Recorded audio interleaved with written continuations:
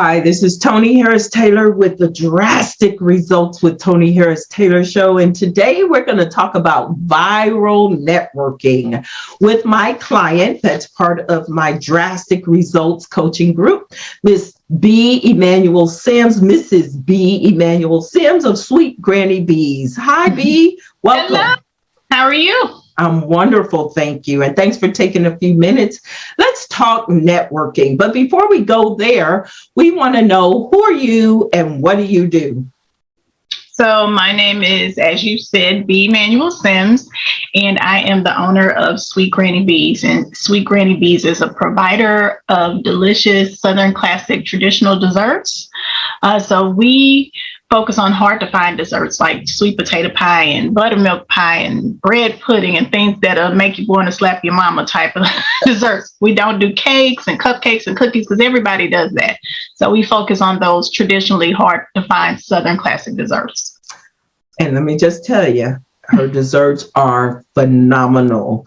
That buttermilk pie, that's the one I have got to get next. So I'm excited about you taking me back to to my grandmother's kitchen. The best buttermilk pie was my grandmother's recipe. And haven't had it like that since she's passed away. And so one of the things that we know that make you different is really taking that nostalgia feeling of going back to your grandmother's kitchen. Yep. The other thing you're about is food, family, and fun. So talk about that and how we've lost the art of that. So one of the things that we are going to be incorporating, thinking about food, family, and fun, is Soulfood Sundays, and it's going to be a video series. And really my goal behind that is to bring the family unit back into the kitchen.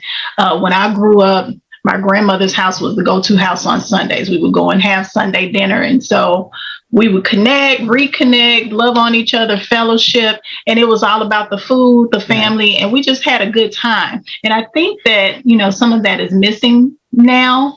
We've become so isolated because everybody's, on their devices or on their, the games, or, they're inundated with information constantly that we just don't take a break and connect with live people. And so I think the best way to do that is around great food, connecting with the family, and just, loving on each other and fellowshipping. Awesome. And you are so right. Everybody's eating out. We're such an instant society and we're on the go, and bringing Soulful Sundays back. I love that. So let's get a little backstory of, how did your business come about? So in 2007, my grandmother passed and she raised me. And when I was a kid, she would make sweet potato pies. And she didn't make them often, but when she did, it was like the second coming of Jesus. And so we could smell it, and it's like, oh my gosh, she's making sweet potato pie. So all of us, me and my cousins, we would run to the kitchen to get a piece of that pie, and to have us enjoy it like we did would just bring her so much pride and joy. And so in 2007, she passed. And so when that happened, that took a big part of me. I felt like a piece of my heart had been taken, and I needed to find a way to fill that void. And so I began to make sweet potato pies. Now, of course, my granny didn't have a recipe. It was, you make it and put in enough ingredients until it was enough. And so I had to recreate it from taste, from my memory of what it tasted like. And I did that. And so once I got it, I wrote it down, and I began to bake those pies all the time, and I would give them away to family and friends. And eventually people started requesting them, and they were like, well, can you give me, 6 for Thanksgiving? And I was like, 6? No. So we started charging, and, thus began my business. So it kind of just started on the holidays. It's been a journey because I tried to stop doing this business twice, but my customers would not let me. And so I just prayed about it. And I said, well, God, if this is obviously what I'm supposed to be doing, and if that's the case, we want to do it year round. And so in 2017, we began selling our products year round. And the first year we made about 35,000. The next year we doubled. And then the next year we were on our way to tripling. And that's when COVID hit. And so, exactly. So we had to pivot.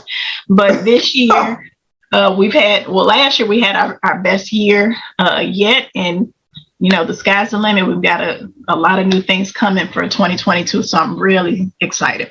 I'm really excited to be on the journey with you as well. Absolutely. So in October 2021, you took a drastic step and left your full-time job. Mm-hmm. So tell us about the thought process of that. So Sweet Granny Beas, like I said, it's been going, doubling, then we're tripling. And so it just required more and more time. And all during that time, I had a full-time job. And honestly, in October, really earlier that year, it was getting to the point where I was working on Sweet Granny Beas so much and then working my job. I didn't have time for my family or, friends or anything outside of work. And so I would literally get off work, come home, and then start work. And, my health, I started having issues with blood pressure and, other things. And so, just praying.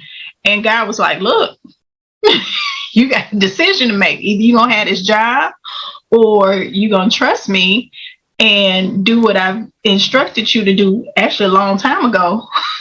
And you're going to have this business, because then you asked me to increase your territory. So we can't do that on the job. We can do it through a business though. So you're going to have to choose. So I made up my mind. I said, okay, we're going to jump off the ledge. And so in October, as soon as, and I have just purchased the house in September. So as soon as the ink was dry, I said, okay, here's my letter of resignation. And then you jumped into coaching. So we'll get to that in a minute, but congratulations, because I know the thought process of leaving what feels secure. You notice I said not is secure, but feels secure to go for the unknown. But you have what it takes to be one of those Southern cooking greats. You have the energy, the personality, and I'm just excited to be a part of your journey. So, but with food, it's like you make it and the people will come. What made you decide to start networking? So the funny thing about networking for me is in my previous profession, I was a fundraiser. And as a fundraiser, educational fundraiser, and as a fundraiser, we have to network. You go into a party and you work that room. And naturally, I'm an introvert, so I don't like networking. I don't like big gatherings. I don't like any of that. And so I would always have a little panic attack before I got in the room. And then I would pull it together and be like, okay, let's do this. And I was like, face on. So we would go in the room and working, but it was a learned behavior. But because I had to do it for my job, I never concentrated or put any effort towards it in my personal life.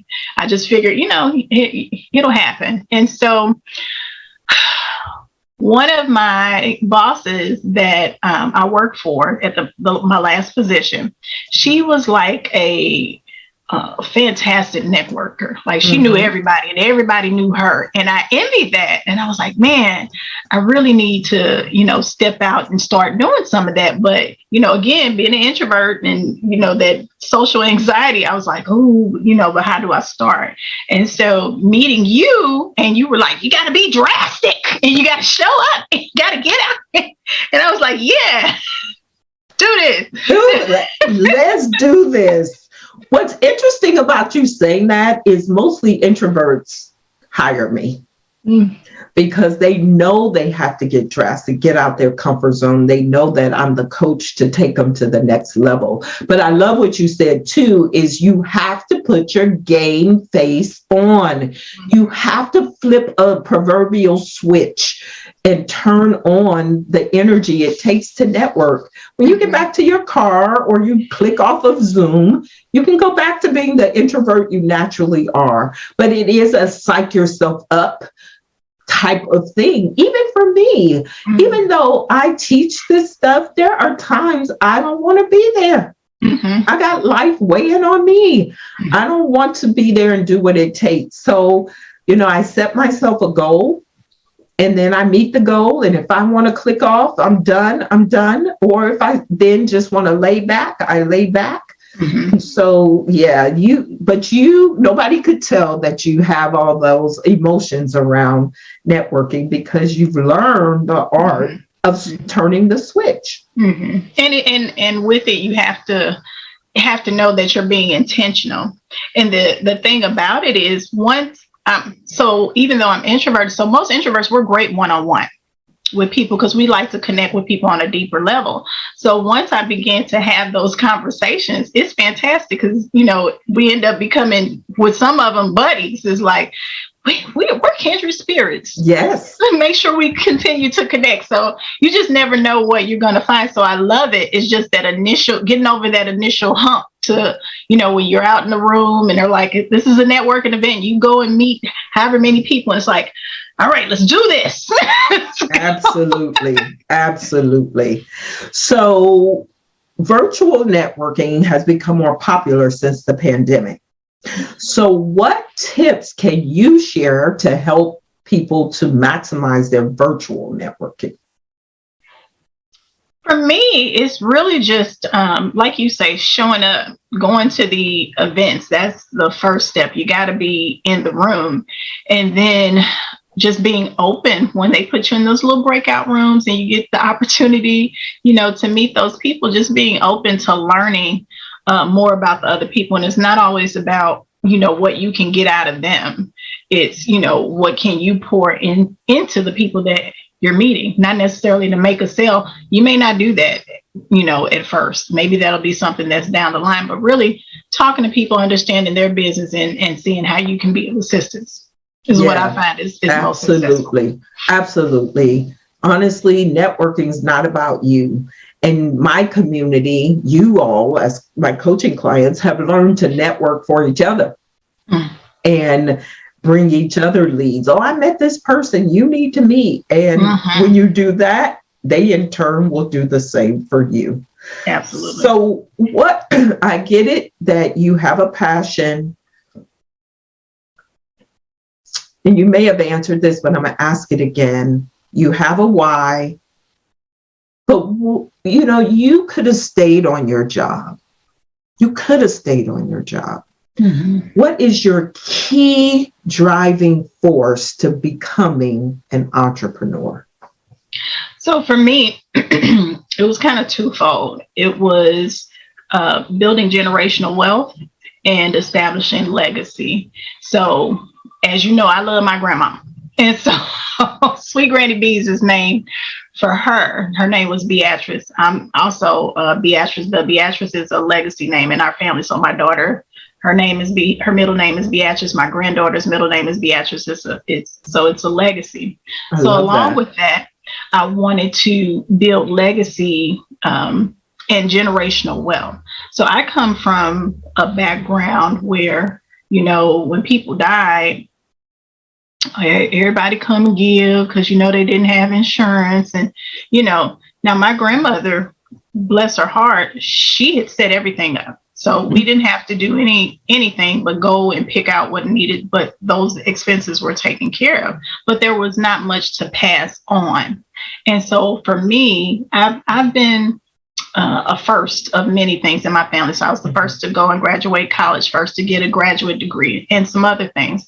And so I want to be the first as well to establish that that legacy of having generational wealth and something to pass on to your children and your children's children that's lasting and that's, more than just that includes monetary items as well. So financial wealth, spiritual wealth, emotional wealth, just passing that on to my children and my children's children.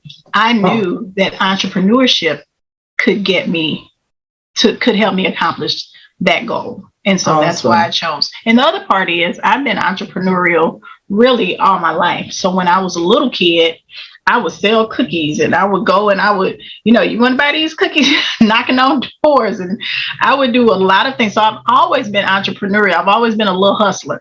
And so it's just grown and grown. I've had probably 4 businesses since I've been an adult, and each one has taught me a lesson and helped me to get further and further. And Sweet Granny Beas has been the most successful to date. I love it. I love all that you said, the legacy. So many people miss that part. And I just love that you want to build a legacy you want your grandmother. Here's what came to me. You want, is Zaria, right? Mm-hmm. Your granddaughter, Zaria. My daughter is Zaria. Eris is my granddaughter. Eris, Zaria backwards. You want Eris to feel about you the way you feel about your granny. I do. And this is the beginning of that, right? I'm sure you're going to have her in the kitchen working the business as well. Oh, yeah. She'll have a little apron and everything. Absolutely. But I just love that. So let's go back to networking. Tell me about a time that you didn't want to show up. You did anyway, and you're glad you did. Honestly, you had a conference and I didn't want to come. I kind of remember that. I'm like, are you going to register? Click the button. I was like, okay, yes. So and you didn't want to? I didn't because I was busy. Yes, when you're busy, it was a busy time of year. I just stopped working, and so I was trying to figure out, okay, we got to do this, we got to make money, and we got to pay the mortgage, and so this was like a distraction, and so I was like, okay, so I'm gonna go. And oh my God, I'm so glad that I did, because networking is a snowball effect. So you meet one person that takes you into a direction, but then they introduce you to other people, and then you keep meeting all these people. And it's like, oh my God, especially when you've been praying and asking for things. And so one of the things that I consistently pray to God for are the resources, the people, and the know-how in order to reach my goal or see my vision through. And when you network, you begin to see manifestation. And so I've been praying for the resources and the people, and I keep meeting people. It's like, oh, you want to do videos? I know how to do videos. Oh, you want to do courses? I know how to do courses. Or I know somebody that knows how to do courses. Oh, you want to have a cooking show? I know somebody that does shows. That's a producer. You want to meet them? Or I know how to do shows myself. You could do it yourself. Let me show you how. So you just keep meeting people. And that's all the power of networking, and everybody wants to help. Yeah, they do. And it's not always about, well, spend this money with me and then I'll show you. It's, oh, well, I got a guide. You want this guide? You want to learn how to do social media? I got this guide. Or I know how to do this. I can help you do this real quick. Just spend 15 minutes together. We can do. And so it just snowballs, and you begin to get everything that you need and that you've been asking for. But you also, at the same time, are building relationships, and you're placing what you know into others as well. And so it's like a give and take. So you're giving and pouring into people, and they're pouring into you, and it's just building these relationships, and that's how you move forward. Yeah, you had an excellent one-to-one with Sharia last week. And she is that person. She is so knowledgeable about business and money. And I know she poured into you greatly. And so that's why being a part of a community, because entrepreneurship can be very lonely. And if you aren't a part of a community, you're like, I'm missing out. And you don't know what you don't know, and you don't know you're missing out. But let me tell you, B will tell you, you're missing out if you're not part of a giving community.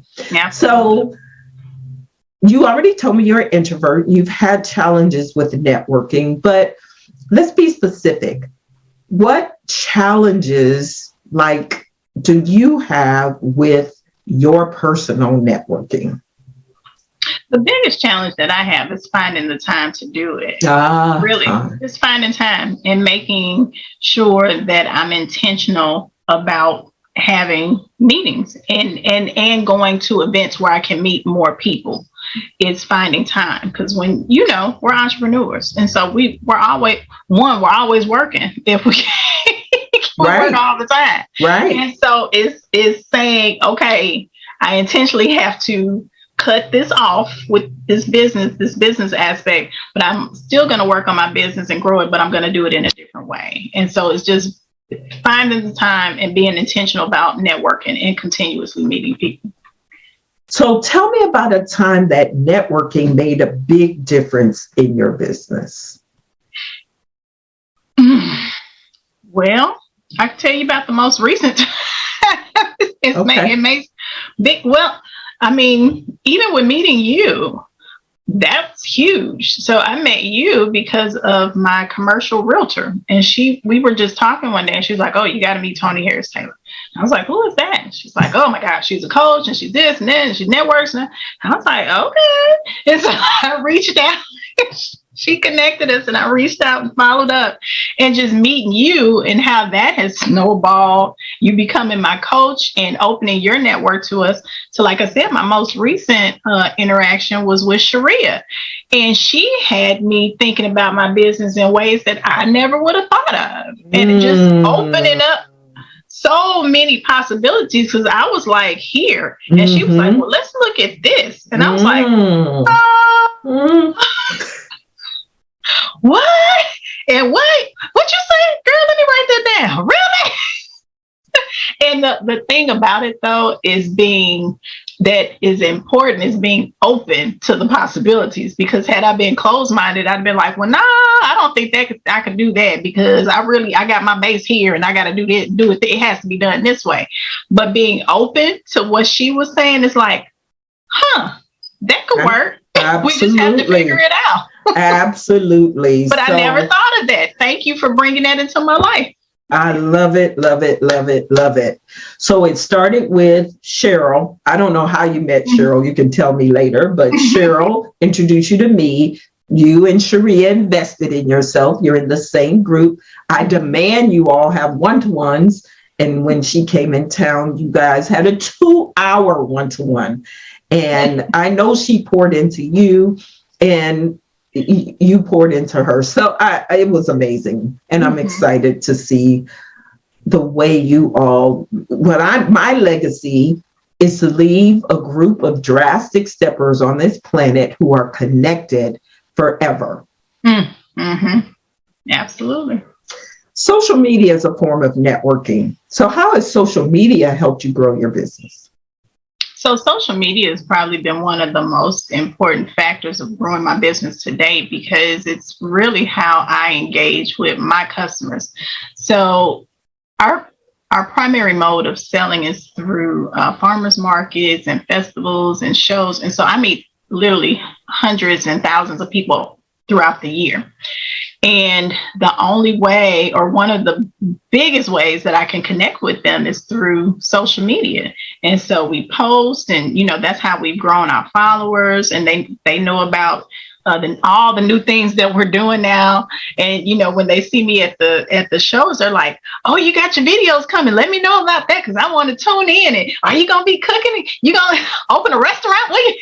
So they get really excited. But just learning more about what we have and what we're doing. And some of them are on a journey with you, because some have been with me since I began. And so, they're like, I'm so proud of you. I remember when, and, so it's great. So social media is extremely important in our business. So. Wonderful. So what mistakes, and this probably goes into the next question as well, what mistakes have you seen entrepreneurs make when it comes to networking, and what tips would you give an entrepreneur when it comes to networking?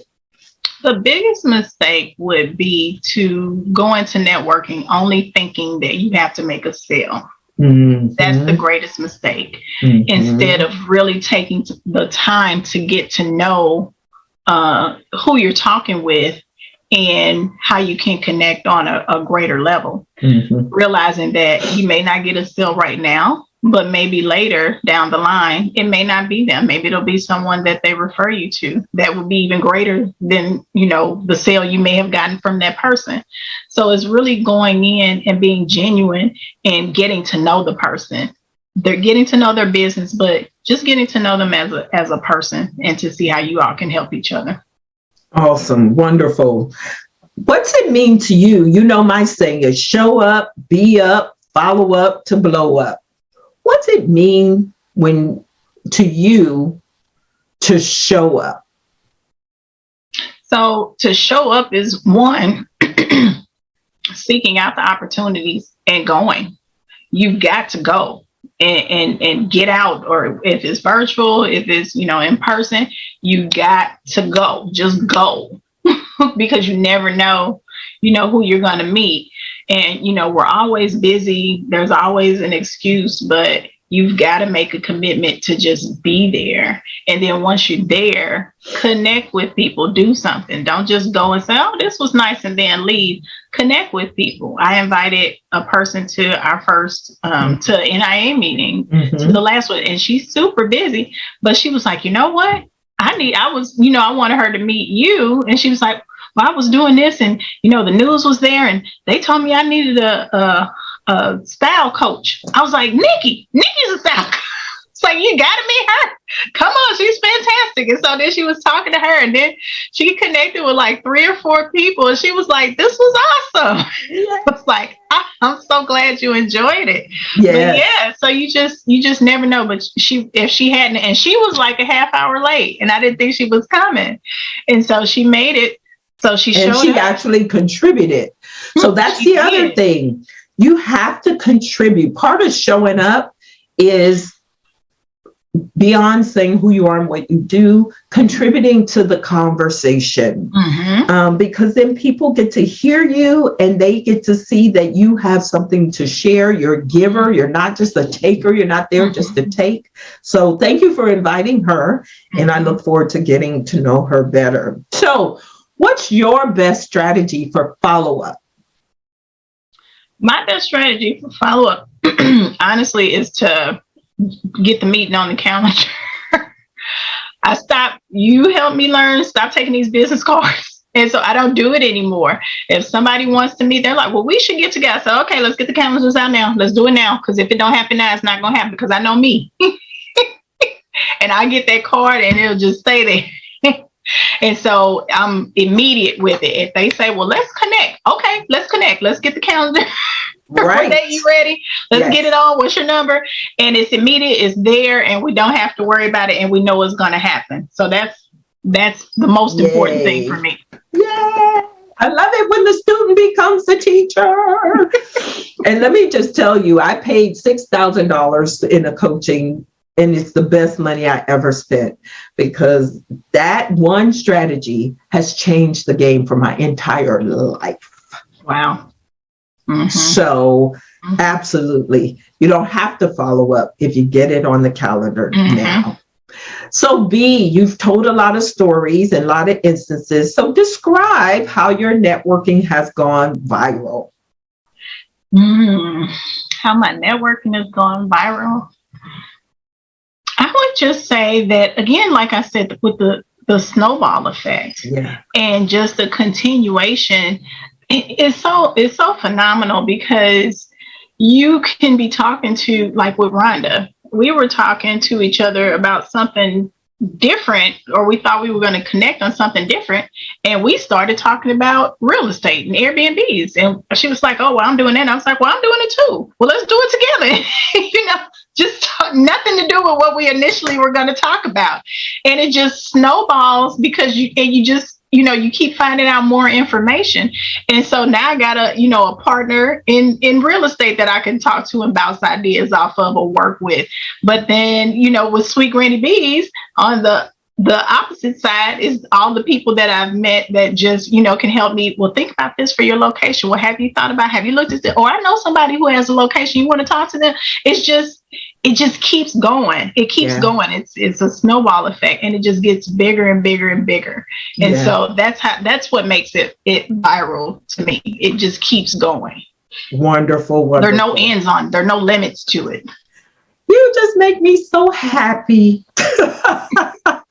Just all that you're saying is making me so happy. Mm-hmm. So, what's your favorite quote around networking or connecting? I have a couple of quotes that I love, and one is by Peter Gale, which is, "Your network is your net worth." I truly believe that. But then the other one is Zig Ziglar, and he said, "You can have everything in life you want if you will just help enough other people get what they want." And I truly believe that the more you give, the more you get. And that's why I tell people all the time, even like with money, it's a flow. Money is a tool. If you keep your hand open, it's going to flow in and out. And God has a way of making sure that you have what you need so that you can continue to help other people. And so what you put out truly comes back to you. So the more you put out, the more successful you're going to be. I love it, love it, love it, love it. Final thoughts. What final thoughts can you offer to entrepreneurs who are hesitant to network? Get out there and get it done. Do it, do it, do it, do it, because it is going to change your life drastically. Awesome. Just show up. But you know, and I'm going to add to that, get you a coach, because even when I was networking in 2005, I was networking, showing up, putting a lot of business cards in people's hands, and nothing was happening. And it wasn't until I hired a coach who taught me what I'm now teaching y'all, that the game changed for my networking. So show up. Yes, go get yourself out there, but get a coach, because if you have someone that's holding you accountable to showing up, and then holding you accountable for the things that you're doing when you show up, it will just manifest itself greater. That's true. That's a good point, because knowing what to do when you're network, or how to network properly, is different than just, because you can talk to somebody and still not get what you need, or follow through or follow up. So learning those steps, knowing, you show up, but learning, get the calendar, stop taking the business cards, make sure you actually meet. These are the things you should be talking about during the meeting. So you're right. Knowing how to do it properly is also important. Excellent. Well, Bea, thank you so much for your time. This has been amazing. Your business is about to blow up, and I'm excited that you chose me as your coach to take you on that journey. And I just can't wait to see you on the big stages, Soulful Sundays, and I hope I don't gain 1 million pounds being associated with you. Thank you so much. You just do it on Sundays and you'll be okay. I'll be okay. A little bit at a time. A little bit at a time. Moderation never hurt nobody. But I'm so excited to have met you, and I'm excited about the journey that we're on. So thank you. This is Tony Harris Taylor saying, take a drastic step today for a fantastic tomorrow. We'll talk to you soon. Bye.